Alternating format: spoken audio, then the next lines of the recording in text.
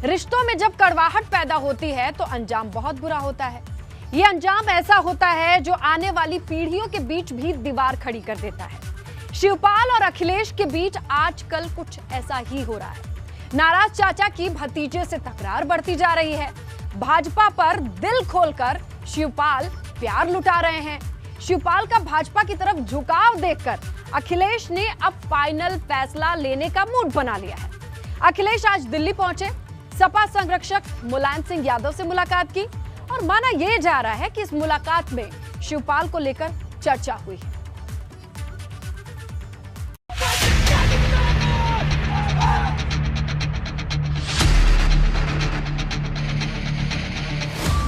भाजपा की डाल पर शिवपाल की चिड़िया।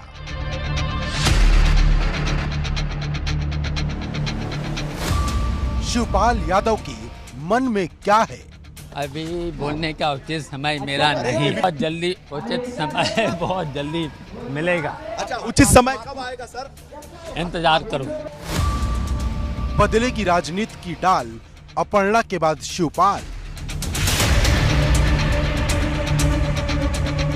मुलायम के छोटे भाई और अखिलेश से दूसरी बार नाराज होने वाले शिवपाल यादव इस बार कुछ बड़ा धमाका कर सकते हैं। इसके संकेत उन्होंने एक नहीं कई बार दिए और शिवपाल ने अब जो काम किया है उसने सैफई से लखनऊ तक सियासी तूफान ला दिया है।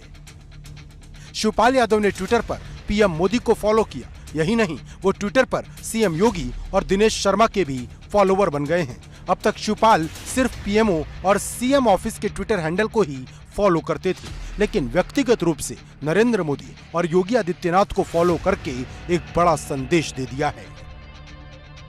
राजनीति में संकेतों के बड़े मायने होते हैं और शिवपाल यादव ने आज नवरात्र के पहले दिन एक बड़ा संकेत दिया है।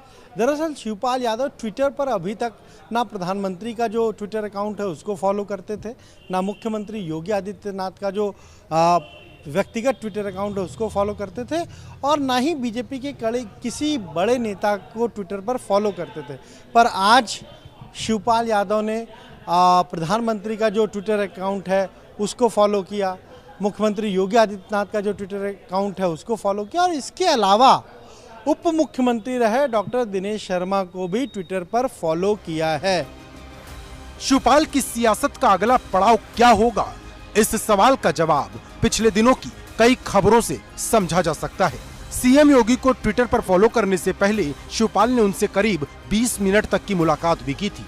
हालांकि इस मुलाकात को शिष्टाचार भेंट बताया गया, लेकिन एक मुलाकात ही राजनीति की हवा मोड़ने में अहम मानी जाती है। शिवपाल लगातार कार्यकर्ताओं के साथ बैठक कर रहे हैं। शनिवार को भी पार्टी दफ्तर में चिंतन मंथन चला।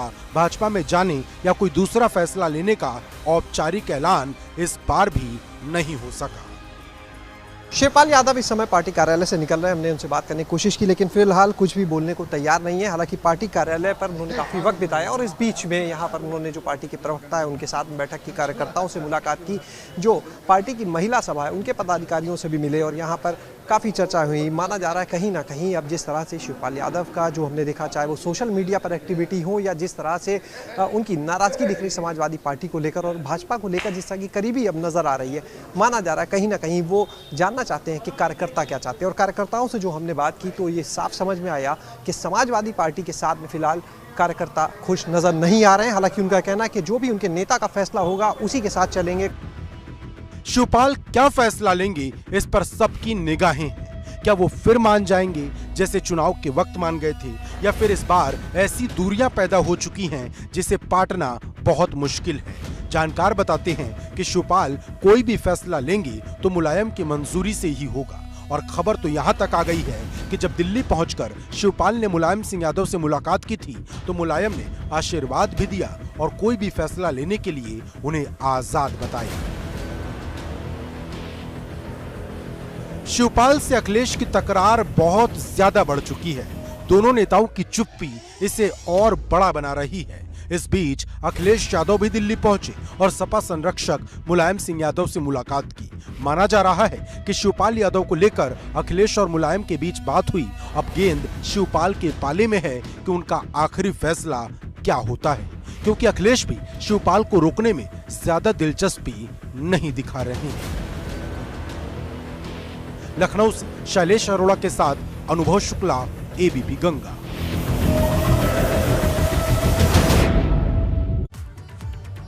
चाचा और भतीजे के रिश्ते में पहली बार खटास तब आ गई थी जब अखिलेश मुख्यमंत्री थे और सपा में सबसे पावरफुल नेता वो बन चुके थे। शिवपाल को ये बात तब भी ठीक नहीं लग रही थी और शायद आज भी, और यही कसक उन्हें बार बार परेशान करती है। शिवपाल को अपनी भी चिंता है, अपने बेटे आदित्य की भी चिंता है, और अब माना यह जा रहा है कि जिस तरीके से अपर्णा यादव बीजेपी में चली गई, ठीक वैसे ही शिवपाल भी बीजेपी के हो सकते हैं, क्योंकि अखिलेश शिवपाल का साथ नहीं चाहते। इसका इशारा वो कई बार कर चुके हैं।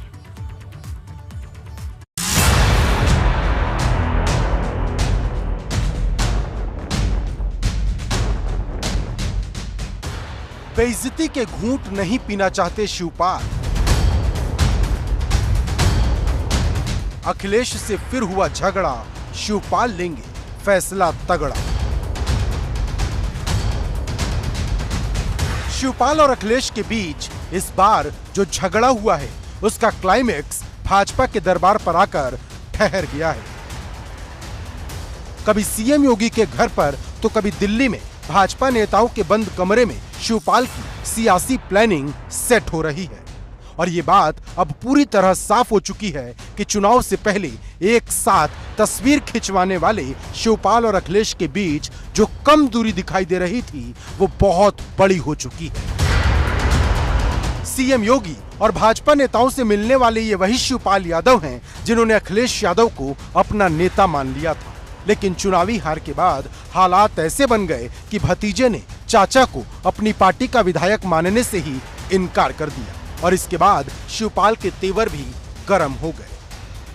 मुलायम परिवार को करीब से जानने वाले बताते हैं कि परिवार और समाज के दबाव में आकर शिवपाल ने चुनाव से पहले सब कुछ बर्दाश्त कर लिया था, क्योंकि यूपी चुनाव के वक्त शिवपाल यादव ने अखिलेश से 40 से ज्यादा सीट मांगी थी, लेकिन अखिलेश ने सिर्फ एक सीट दी और वो भी सिर्फ जसवंत नगर की, जहां से शिवपाल विधायक हैं। वैसे भी अखिलेश पहले ही कह चुके थे कि वो जसवंत नगर से कोई प्रत्याशी नहीं उतारेंगे। शिवपाल तो अपने बेटे आदित्य को चुनाव लड़वाना चाहते थे, लेकिन अखिलेश ने कोई सुनवाई नहीं की और गठबंधन के बाद भी चुनाव प्रचार में शिवपाल को कोई तवज्जो नहीं दी। जबकि गठबंधन के प्रचार में ओम प्रकाश राजभर, केशव देव मौर्य, संजय चौहान और जयंत चौधरी की मौजूदगी नजर आती रही, लेकिन शिवपाल को कोई भाव नहीं दिया गया।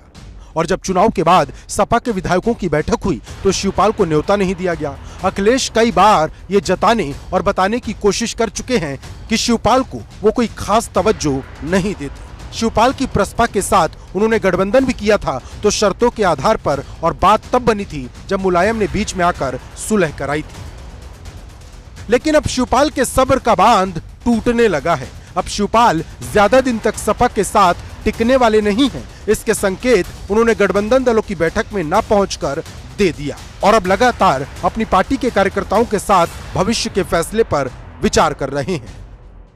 आगे की रणनीति को लेकर कुछ बात कि भविष्य में किसके साथ, क्योंकि भाजपा के साथ करीबी दिख रही है। देखिए, सबसे सर्वप्रथम तो हमारे नेता का यही लक्ष्य है कि जो हमारा प्रगतिशील समाजवादी पार्टी का जो संगठन है उसको मजबूत किया जाए। अच्छा, सपा के साथ जो गठबंधन था कैसे देखते हैं, सही फैसला लगता है? देखिए, कहीं ना कहीं हमारे अनुकूल नहीं रहा वो गठबंधन। जिस उम्मीद के साथ हम लोगों ने गठबंधन किया था उस अनुकूल वो रहा नहीं। जो हम लोगों के नेताओं को सम्मान मिलना चाहिए, जिस प्रकार से और भी तमाम बातें होती हैं राजनीति में, वो सब हुआ नहीं। ये बातें आप लोगों ने भी बोली नेताजी से? जी बिल्कुल, सब लोगों ने अपनी अपनी बात रखी। नेताजी ने कहा कि आप लोग परेशान मत होइए, समय आने पर उचित निर्णय लिया जाएगा, जैसा भी होगा। आपका नाम? गौस है मेरा नाम, गौस हुसैन। आप बताएं, क्या लगता है कि अगर सपा से गठबंधन नहीं होता तो क्या प्रसपा और ज्यादा सीटें जीत पाती? नहीं, ये तो होता, और बाकी जो है ना, हमारे राष्ट्रीय अध्यक्ष जी जो भी निर्णय लिए थे उसी पे हम लोग सहमत हुए हैं। दरअसल बड़े भाई मुलायम सिंह यादव के हाथ से सपा की बागडोर जाने के बाद शिवपाल का राजनीतिक घर ही पराया हो गया। राजनीतिक मजबूरियों के चलते विधानसभा चुनाव में वो अखिलेश के साथ आए, लेकिन पहले वाला सम्मान न मिलने की कसक उनके दिल में हर मौके पर दिखी।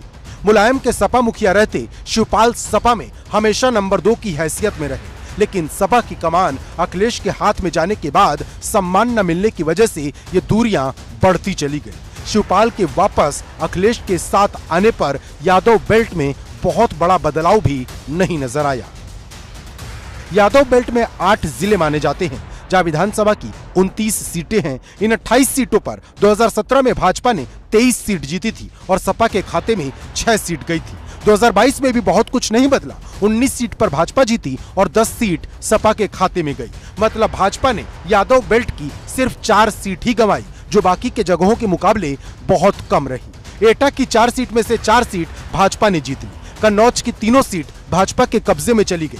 कासगंज की 3 में से 2 सीट पर भाजपा और 1 पर सपा जीती। फर्रुखाबाद की सभी 4 सीट भाजपा गठबंधन के खाते में गई। इटावा में 3 में से 2 पर सपा, 1 पर भाजपा जीती। औरैया की 3 सीट में से 2 पर सपा, 1 पर भाजपा जीती। फिरोजाबाद की 5 सीट में से 3 पर सपा और 2 पर भाजपा जीती, जबकि मैनपुरी की 4 सीट में से 2 पर सपा और 2 पर भाजपा की जीत हुई। न तो शिवपाल को अब अखिलेश के साथ कोई दिलचस्पी दिख रही है और अखिलेश तो वैसे भी शिवपाल के सहारे कभी रहे नहीं। न तो अखिलेश ने जसवंत नगर में शिवपाल के लिए प्रचार किया था और न ही शिवपाल भतीजे अखिलेश के लिए करहल पहुंचे थे। दोनों चुनाव प्रचार के दौरान सिर्फ एक बार इटावा में ही साथ नजर आए और उस दौरान भी शिवपाल यादव कुर्सी के हत्थे पर बैठाए जाने के चलते काफी चर्चित हुए थे। होली के मौके पर जब सैफई में जश्न मना तो शिवपाल और अखिलेश के साथ रामगोपाल भी एक मंच पर दिखे, लेकिन मुलायम परिवार के बीच एक बार फिर खाई बढ़ गई है। जो इस बार खत्म होगी इसकी उम्मीद बहुत कम है। Bureau report, ABP Ganga.